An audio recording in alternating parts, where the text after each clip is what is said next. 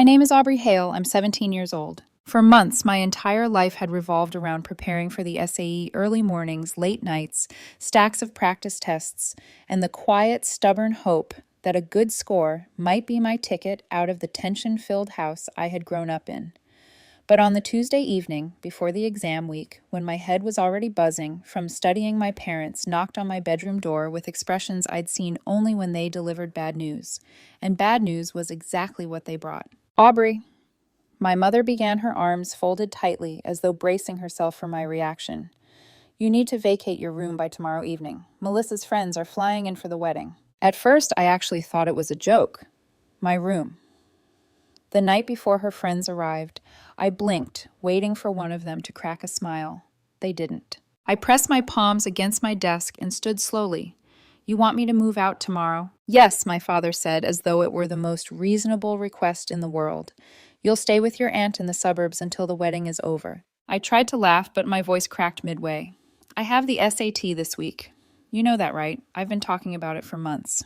We know, my mother said, but you're almost an adult. You need to be understanding. We have guests coming. The word guests hung in the air like it meant more than my future, my schooling, my sanity. I tried to negotiate calmly at first. I suggested Melissa's 7 friends could stay in the living room, the guest room, even share rooms with each other. I even offered to sleep on the couch myself, but my parents dismissed every option with practiced finality. It would be impolite, my father insisted. A family should show hospitality. How would it look for you to enjoy a full room while they sleep in a shared space? I'm not enjoying anything, I snapped. I just need a quiet place to study. But my mother shook her head. This conversation is not about you. It's about your sister's wedding. Her tone carried a familiar edge, the one she saved for moments when she had already chosen Melissa's side before the argument even began. Trying not to lose control, I said, Melissa and Jack have their own apartment. Why can't some friends stay with them? My parents exchanged a look, one of those silent glances, full of unspoken rules I was never included in. They don't want the added stress, Dad said. Please don't question their decisions. They are busy enough. So that was it. Melissa declares something, and the entire household obeys. I felt the pressure building inside my chest. I'm not going. I can't go stay with Aunt Joanne right now. She doesn't even have Wi-Fi. It'll wreck my studying. She lives in a perfectly fine home, Mom snapped. Don't be dramatic. It's a 2-hour commute to my testing center. You'll manage. I stepped back, suddenly feeling very small in my own room. Why wasn't I told earlier? Why didn't anyone warn me? My father exhaled impatiently. We assumed you'd be mature enough not to make this a big deal. They turned to leave, already expecting my compliance. Something inside me burst. This isn't fair, I shouted, my voice trembling. It's not fair that Melissa gets everything, and I get... We are not having this conversation, Mom said sharply. You are going, Dad added, and that's final. If you refuse, we will remove your belongings ourselves. Do not test us. I froze. They meant it. Hours later, I found myself packing with shaking hands. My backpack felt heavier than usual, maybe because for the first time I felt like my future was slipping out of my hands. When I finished packing, they congratulated me as though I'd agreed on my own. Good girl, Mom said. You're making the right decision for the family. Then they delivered the final blow, call your aunt, and ask if she can take you in. I turned to them slowly. You haven't even talked to her. We figured you'd handle it, Mom said, already retreating to the kitchen. I stared at her, disbelief tightening my throat. You want me to arrange my own exile? Enough theatrics, Dad muttered. The fury that ripped through me then was sharp, hot, impossible to contain. I threw my phone on the bed and screamed, You're unbelievable. I'm still your daughter. They stood there silently, not angry, not guilty, just annoyed by my outburst. That hurt more than the eviction itself. You're almost an adult, Mom said. Take responsibility for yourself. I'm 17, I shouted. 17. My chest heaved as I stared at them, waiting for even the smallest sign of understanding. But there was nothing. I began unpacking my bags, almost spitefully slamming drawers open. I'm not going anywhere. They snapped instantly. Aubrey, stop this childishness, Dad barked. We promised Melissa the room. Her friends are expecting to stay here. You cannot make us look bad. So that's what this is about, I demanded. Looking good for them. Not about me. Mom rolled her eyes. You're overreacting. Feeling desperate, I made one last attempt. I called Melissa. Put me on speaker, she said coldly when she answered. I did. Her voice came out clear, sharp, dripping with something almost triumphant. Aubrey, listen carefully. I promised my friends they'd stay with us. I'm not changing that. I don't care about your test, your studying, or your feelings. Leave the house or don't, but if you stay, go live on the streets. Just do not ruin my plans." The line went dead. My parents said nothing, not one word in my defense. In that silence, something in me broke in a way that felt irreversible. Without speaking, I grabbed my bags and walked out of the house. My footsteps sounded too loud, too final. My parents didn't follow. They didn't even look out the window. I called my friend my real family, as it turned out, and she told me to come immediately. When I arrived, her mother hugged me before even asking what had happened. Their home was warm, full of soft lights and the smell of dinner, everything mine never was. I slept that night in a small guest bed, still in shock, staring at the ceiling, wondering how my own family could throw me away so easily. But the world wouldn't let me wallow. I took the SAT 4 days later, forcing myself to push aside the pain long enough to focus. When it was over, I felt the weight crash back onto me like a tidal wave. For the first time since leaving, I let myself think about everything. And the more I thought, the angrier I grew. That's when I picked up my phone and typed a message to Jack, Melissa's fiancé. I didn't know it yet, but that message would blow my entire family apart. I didn't expect Jack to respond right away. In fact, I didn't expect him to respond at all. He'd always been polite to me in the few encounters we had. But Melissa made it clear that I was an inconvenience even in her relationship. Still, I thought he deserved to know the truth. My message had been simple, plain, almost emotionless, because any emotion would have made me hesitate. I need you to know what Melissa and my parents did. They kicked me out before the SATs so her friends could use my room. I just thought you should know the kind of situation I've been dealing with. After I sent it, I turned my phone face down on the nightstand of my friend's guest room and tried to bury myself in my pillow, hoping exhaustion would win over anxiety. But sleep refused to come. Every time I closed my eyes, I saw my mother's cold expression, my father's impatience, and Melissa's triumphant smirk echoing in my skull like a bad recording. It was past midnight when my phone buzzed. One vibration, then another, then 3 more. I hesitated before flipping it over. "Jack, what happened exactly? Can you explain?" I took a long breath before typing back. I didn't dramatize anything. I didn't need to. Reality was damning enough. I told him everything. The last-minute eviction, the lack of warning, the refusal to let me stay in the living room, the irrational insistence that her friends deserved priority over me, the threat to throw my belongings in the street, and finally Melissa's speakerphone command telling me to go live on the streets. I didn't realize I was crying until a tear slid onto my thumb as I hit send. Jack didn't reply for a long time, and when he finally did, it was only, "Jack, I need to talk to Melissa." The pit in my stomach opened wider as though I'd just set off an explosion and now had to wait to see who got hit by the debris. Sleep never came. Around 6 in the morning, my friend's mom gently knocked on the door and left a plate of breakfast by the bed. "Eat something when you're ready," she whispered, as if she sensed the storm gathering around me. By noon, the storm was no longer outside. I was right in the center of it. My phone rang with my mother's caller ID flashing across the screen. I froze, almost afraid to touch it. My friend looked over at me from her desk. "Do you want me to stay here?" "Please," I whispered. I answered. My mother didn't even say hello. Her voice came through sharp, frantic, and already angry. "Aubrey, what did you do?" "I sent a message to Jack," I said simply. "A message," she shouted. He confronted Melissa. "Do you understand what you've caused? Do you have any idea the damage?" Before she could finish, my father grabbed the phone. He called off the wedding. "Do you hear me?" He called it off, 1 week before, because of your little stunt. I sat down slowly on the edge of the bed. Even though I knew they wouldn't believe me, I still said it. I told him the truth. "Truth," my father barked. "You have destroyed your sister's life." "No," I replied quietly, my voice steady even as my heart thudded painfully.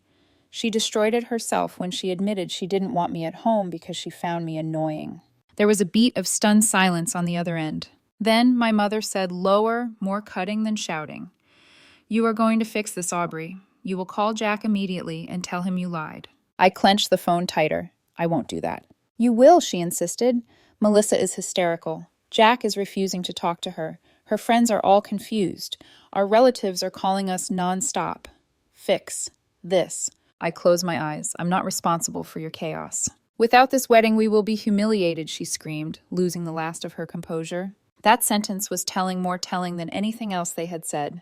They cared about their image more than their daughter's future, more than fairness, more than the cruelty they supported.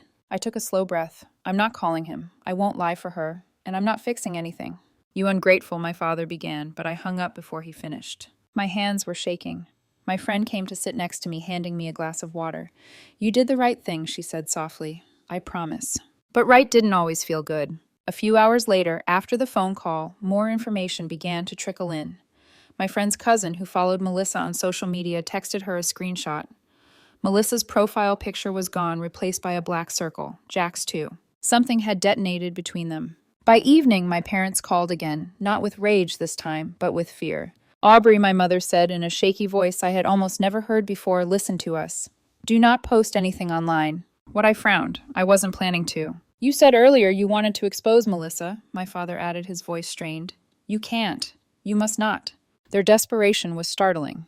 My parents, who had never begged for anything, not even in fights with each other, were now pleading with me. A strange, cold realization washed over me.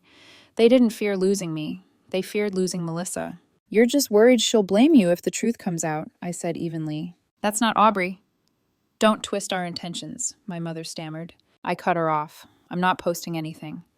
But not because of you. Because I don't want to get dragged in deeper." They both exhaled with audible relief. Relief. Because their favorite daughter wouldn't turn her wrath on them. Not because I was okay. Not because I was safe. Not because they regretted anything. I hung up slowly. Late that night, I received another message, but this time not from my parents.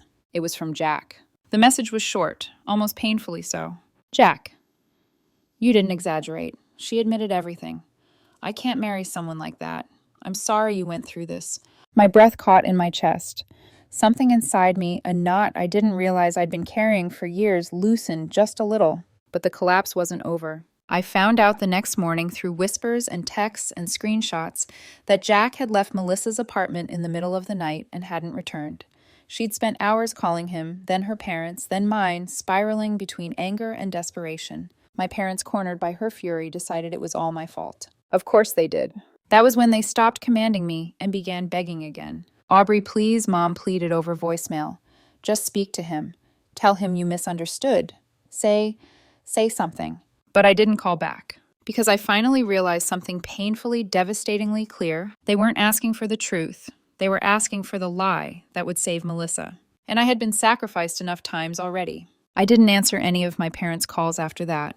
Their voicemails filled up quickly, first demanding, then pleading, then bargaining. But every message sounded less like concern for me and more like fear of Melissa's meltdown. The shift was unmistakable. For the first time in years, they needed something from me, and they didn't know how to handle it. I blocked their numbers. For the first time since leaving home, the silence felt clean. That evening, after everyone else in my friend's house went to bed, I lay awake staring at the ceiling, trying to make sense of what my life had become in just a week. I had taken the SAT, I had no home, my sister's wedding had imploded, and somehow everyone had decided I was the catalyst. I wasn't sure whether I felt guilty or vindicated, maybe a bit of both. But one thought pulsed louder than the rest: I can't keep living like this. I need help. Real help. For most of my life, I kept everything bottled up. My friend knew pieces, but not the whole picture. She didn't know about the years of subtle insults, the quiet exclusions, the way my parents lit up for Melissa and dimmed instantly around me. I never talked about it because talking made it real. But now that I had been physically pushed out of the house, something shifted. If they could discard me, then I could finally let myself speak. So I called my paternal grandparents. My grandfather answered on the second ring. "Aubrey, is everything all right? You never call this late." His voice was warm, too warm, and that alone nearly broke me. I took a shaky breath. "Grandpa, I need to tell you something big." There was a stretch of silence, then the subtle rustle of him sitting up. "I'm listening." I started at the beginning, the SAT, the eviction, Melissa's demand that I leave for the sake of her friends, the speakerphone, humiliation, the threats, the wedding cancellation, the blame. The words spilled out faster and faster like a dam cracking open. My voice wavered, but I didn't stop. When I finished, I realized the line had gone quiet. I pulled the phone away to check if the call had dropped. It hadn't. My grandfather finally spoke, his voice low and trembling in a way that scared me. "We're coming," he said. "We're flying out this week." "What? No, you don't have to." "Aubrey," he interrupted, "your grandmother is crying.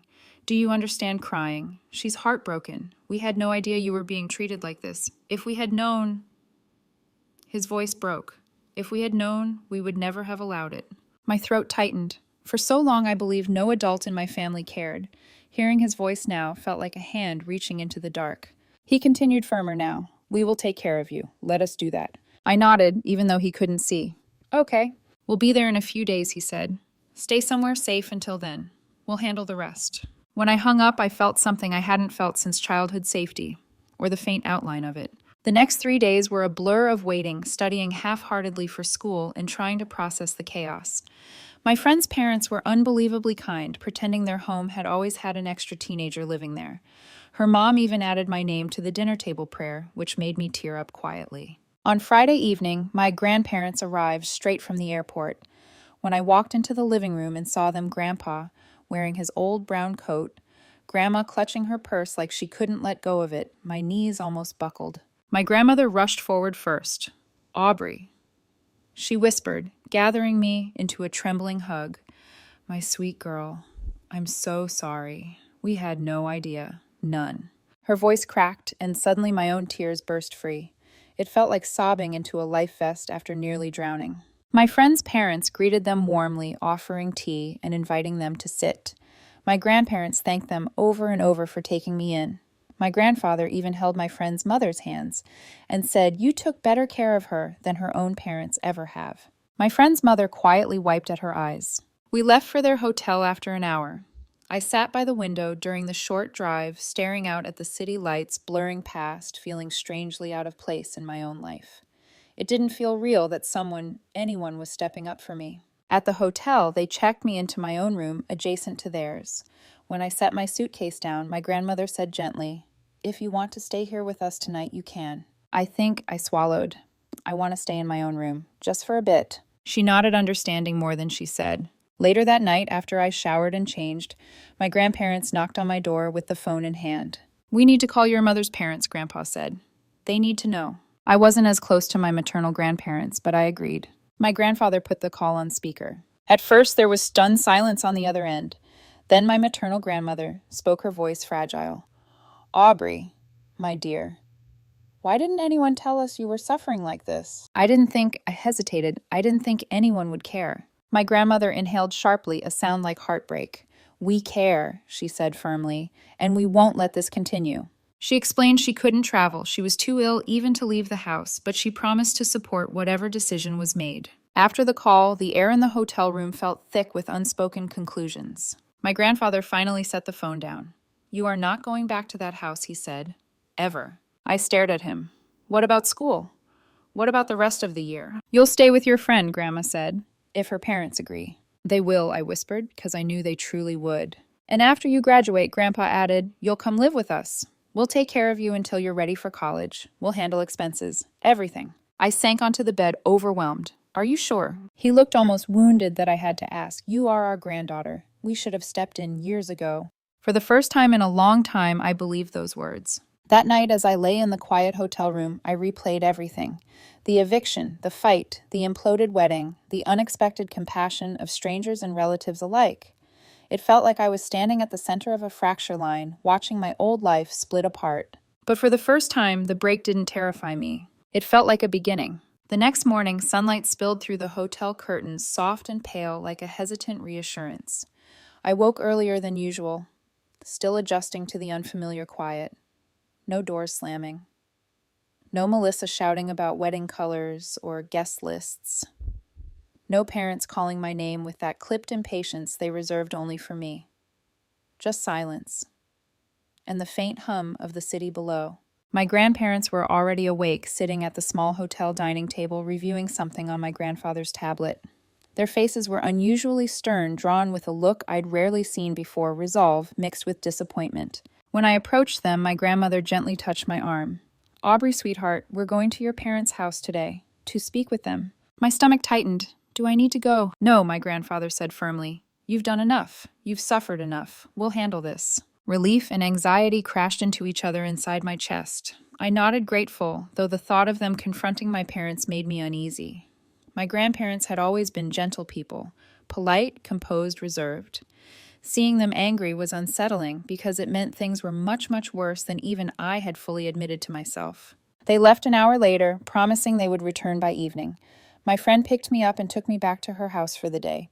She tried to distract me with schoolwork, movies, snacks, anything to keep my mind from spiraling. But I found myself glancing at my phone every few minutes waiting. By late afternoon, the messages began. First from my mother, then my father. Both long, frantic paragraphs. I didn't open them. I waited for my grandparents. When they finally walked through the hotel door that evening, their expressions told me everything even before they spoke. My grandfather sat down heavily on the edge of my bed, exhaling deeply. Aubrey, I wish I could tell you it went smoothly. My grandmother remained standing, hands trembling, her purse still clutched to her chest. What happened? I asked quietly. My grandfather rubbed his forehead. Your parents tried to deny everything, every detail. They said you exaggerated, that Melissa never meant to hurt you, that this entire situation was a teenage misunderstanding. I clenched my hands. That sounds like them. Then Grandma added, her voice shaking with controlled anger, when we pressed them. When we reminded them of their legal responsibility to you, they became defensive. They insisted they had done nothing wrong, that you were almost an adult and needed to take care of yourself. That's what they told me too, I murmured. Grandpa nodded grimly. We gave them a choice, Aubrey. Either they agreed to let us take primary custody and step out of your life peacefully, or we would involve lawyers, the school board, and child services. My breath caught. You threatened legal action. We didn't want to, Grandma said, her eyes softening, but they left us no option. They refused to acknowledge the seriousness of what they did. So what did they say? My voice was barely above a whisper. My grandfather's expression darkened. They signed. I stared at him. Signed what? The documents relinquishing their parental rights. They agreed to let us assume full guardianship, effective immediately. I swallowed hard, feeling a strange mix of shock, relief, and something hollow. Just like that. Not just like that, he said quietly. There was yelling, accusations. Melissa was in the room, at one point crying, screaming, blaming you for everything that went wrong in her life. But your parents, Aubrey, they didn't fight for you, not once. A deep ache spread through my chest, slow and heavy. They didn't try to stop it. My grandmother knelt beside me, taking my hands. Sweetheart, we know this hurts, and I want you to hear me clearly. This is their failure, not yours. You deserved better. You always did. I nodded, but a part of me, small and frightened, felt the sting of finality. My own parents had considered their rights disposable. I wanted to feel devastated, but instead what washed over me was something unexpected, profound relief. The decision was made. I didn't have to go back. I didn't have to wait for the next disappointment, the next outburst, the next dismissal. Still, the weight of it lingered. Later that evening, my grandparents drove me to my friend's home so we could speak to her parents again. Her mother opened the door with her warm smile and ushered all of us into the living room, setting out tea before we even settled. My grandfather sat forward.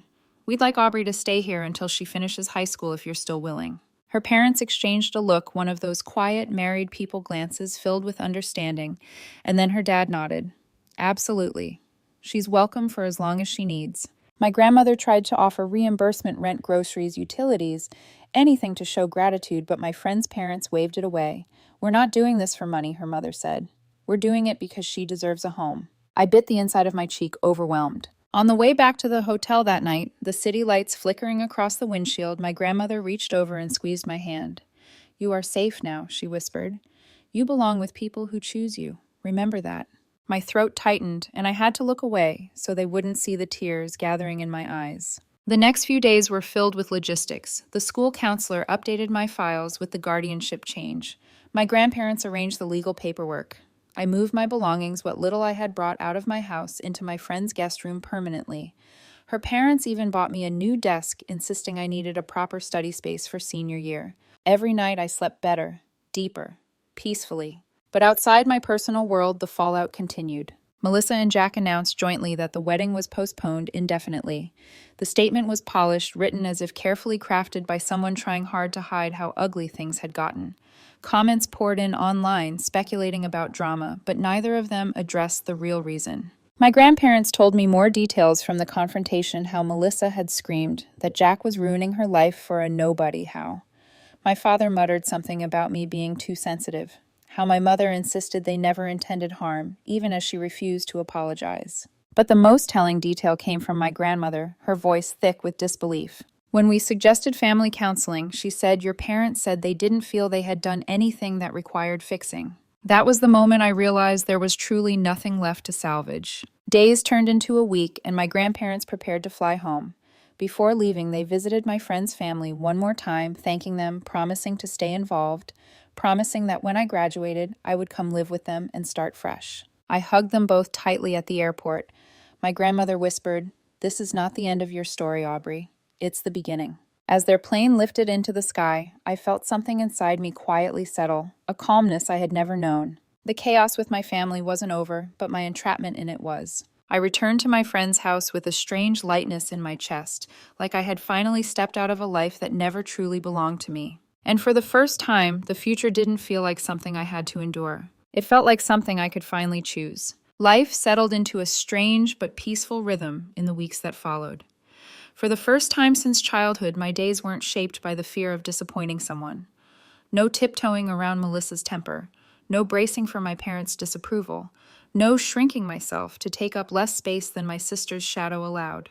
Instead, mornings began with my best friend tapping on my door, asking if I wanted pancakes or cereal. Her mother would call me sweetheart when handing me a packed lunch. Her father would ask about my classes, offering help before I even realized I needed any. Their home was full of warmth I had never known, softly lit rooms, laughter echoing from the kitchen, the gentle chaos of a family that actually wanted to be around one another. Almost every day, someone from my extended family reached out. A cousin messaged to check in, an aunt sent a long text about how she'd suspected something was wrong for years. An uncle offered to pay for a tutor if I ever needed one. They didn't mention the incident outright, but the timing spoke for itself. Word had spread quietly but clearly. My parents, meanwhile, disappeared into silence. They didn't contact me after signing away their rights. They didn't fight for custody. They didn't try to negotiate or reconcile.